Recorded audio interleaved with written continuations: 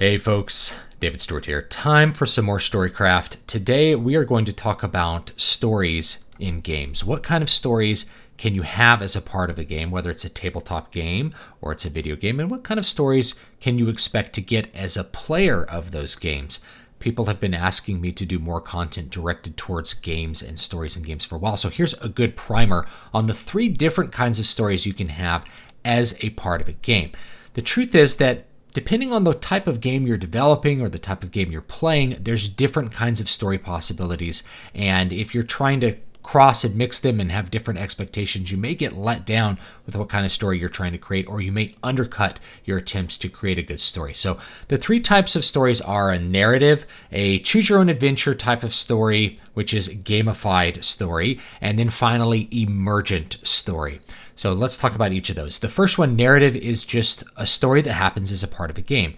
If you're playing a Final Fantasy game, you have cutscenes that interrupt the gameplay, and they just tell you a story more or less through the cutscenes and maybe through some banter as you explore in some of the more modern games. But the point is that the narrative goes in one direction. There's no real player choice as to what's going to happen in the story.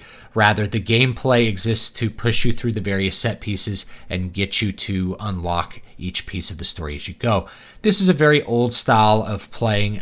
Like I said, it's very common with JRPGs, but you also find it in a variety of other games, action games like Call of Duty, or even going all the way back to like Ninja Gaiden back in the 1980s had this sort of thing where you have a cutscene which shows you some piece of the story, and then you have gameplay that goes between that. That's a really standard and straightforward way to tell a story. And if you're looking to tell a story that has a really firm plot and has a very controlled way that you are going to show the characters, and you're going to maybe surprise the player with plot points, you need to have a narrative-focused game. That means there's really not going to be any player choice as far as the story goes. Now, the next kind is a choose-your-own-adventure kind, where you're going to gamify the story itself. This is common with games like Tactics Ogre, which has branching story paths. The recent Fire Emblem games have had different branching story paths, as well as a lot of BioWare RPGs like Knights of the Old Republic, Dragon Age Origins. These sorts of things have different choices that the player can make that's going to determine where the story goes, how the plot points happen, what the resolution of the story is going to be in the case of some of these games. Very, very different. Like in Knights of the Old Republic, there's 2 very different endings. In Dragon Age Origins, the way that the story resolves and the conclusions for the characters can be different depending on what choices you make. This one's a little bit harder to execute, and it's a little bit harder to do well because there's so many different choices that the player may want to make, and you really, as a writer, are doubling or tripling the amount of work that you're trying to do in order to create that experience. If you are very efficient at it, you can do something like what Dragon Age Origins does, which has a lot of illusion of choice. Things come down to more or less dichotomous choices within each little area of the game, and it feels meaningful to the player, but it doesn't have a huge impact in the overall arc of the story. If you choose werewolves over elves, that doesn't really change the final act of the story. If you choose Templars over mages, it doesn't really change things for the final act. All that it really changes is what characters show up to help you in this final battle. But it gives the player a feeling that they're in control, that their story really has the meaning that they want it to have because they like the Templars, they identify with the Templars, they choose to side with them over the conflict in the Mage Tower, for example. That's one of the outcomes that can happen in a branching game like that, and it can feel really good for the player. But you are going to be doing more work as a writer because you are essentially having to write the story multiple times in each area, maybe in each chapter of the story, or you're going to have to write multiple endings. Or with something like, Fire Emblem Three Houses, you're basically writing 3 different stories that more or less work with each other to try to reveal a little bit about the world.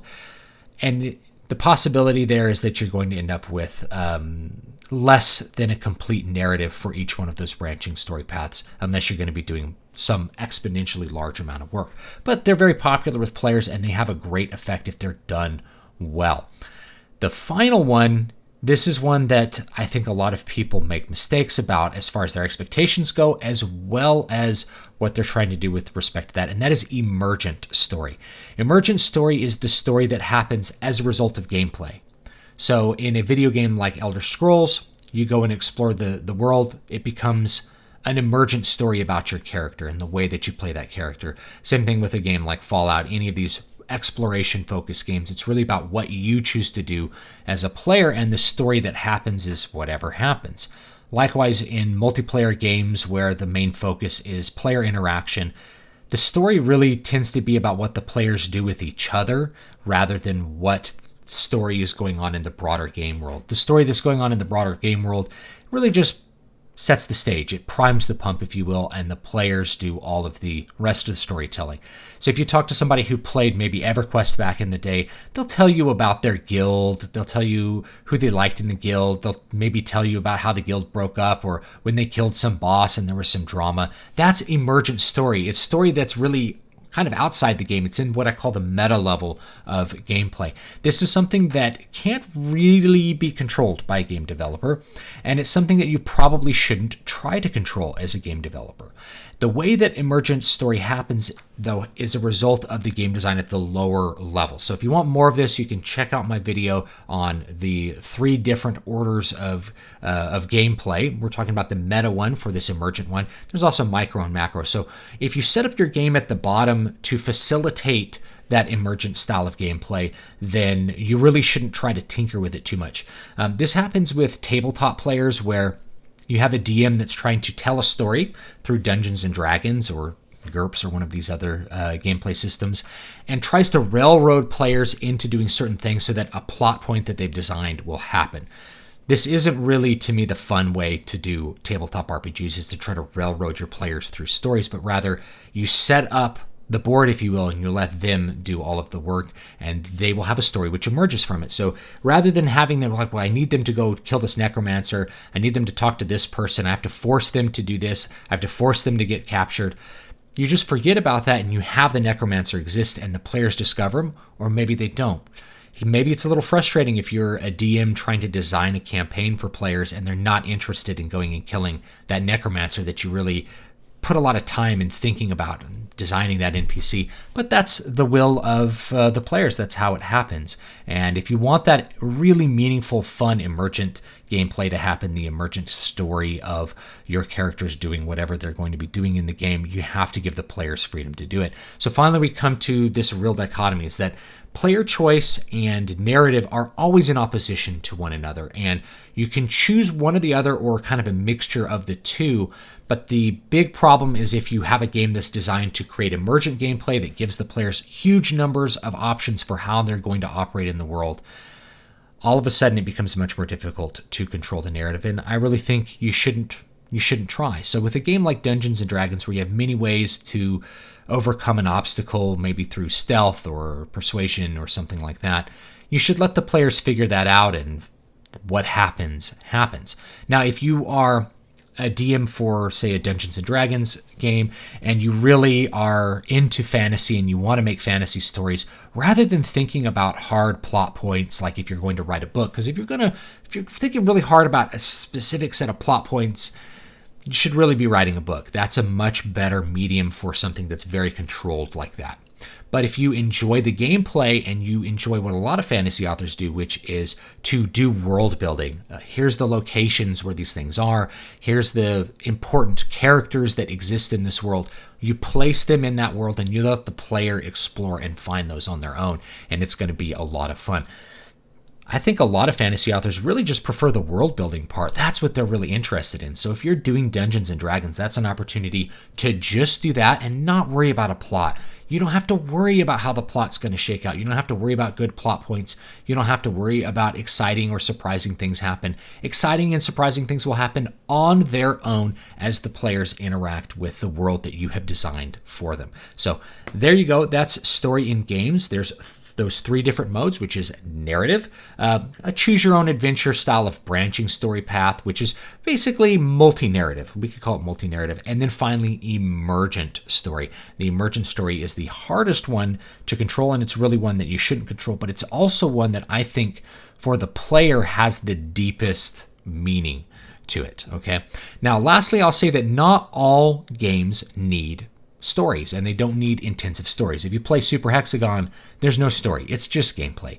If you play Super Mario Brothers, The story is very simple. Go save Princess Peach. There's not much to it. There's not really any kind of narrative. It's just a setup to get you to engage with the game and give you a goal, give you a final goal for what you're doing. There really doesn't need to be a story for a game like that. Likewise, if you're looking at something like Call of Duty, people tend to focus really on the multiplayer, which is going to involve a lot of emergent gameplay and doesn't really need story either. That's not what's compelling about it. What's compelling is the competitive nature of it, and the campaign is kind of a nominal story that's included with it, with that narrative focus. It's not bad to have a story, to lack a story with a game, especially a story that players need to have direct access and control over. So there's my explanation on that. Leave me your thoughts down below about these 3 different story types that you can have in games, and maybe some of your favorite games that have a great story to them. So one of the things that I notice is that there's this big divide between JRPGs, which really just focus on a narrative, a set ordered of events, and then you have Western RPGs, which focus on the gameplay, and the story kind of emerges from that. And when you try to turn one into the other, you're going to end up with problems. And I've noticed this with some JRPGs that start to incorporate things like quests and kind of micro stories. Doesn't really work out for what you want from a JRPG, which is a grand overarching story that's really meaningful and really fun to play through and really fun to discover. And likewise, Western RPGs that try to hammer you through a campaign, like a very particular main storyline, those are less interesting because the player constantly wants to use all of his skills and his unique character to explore the world in a unique way. So I think it's okay to have those things pretty separated and to look at them as different experiences where you're going to be looking for different things with each of them. And I happen to be a fan of both. I like JRPGs for what they are, and I like Western RPGs for what they are as well. I'm not an either or kind of guy. It just depends what mood I'm in. This was one of the complaints that people had with Final Fantasy 13 is they're like, it's completely linear. I'm like, of course it is. It's a JRPG. It's supposed to be. It's supposed to be linear. The only thing is you had this illusion that you had a non-linear game when you were able to just kind of explore around the map and have random monsters attack you in the forest. The reality was you were really just going from point to point to point, and the game would throttle you down by gating off some of the content behind really hard monsters to kind of direct you towards where you were actually supposed to go. So JRPGs have always been linear, and there's nothing wrong with that. A very tightly plotted story needs to be linear. If you're trying to make a non-linear story and have the plot points really be tightly done, it's not going to happen. You shouldn't try to do that. So there you go. Thanks so much. I'll see you guys next time. Newest books are Keys to Prolific Creativity. I don't have a copy of it in front of me, but you can get it. Links are down below. Great book for how to design your creative process, and hopefully you will find some use out of it. So thanks so much, and I'll see you guys next time.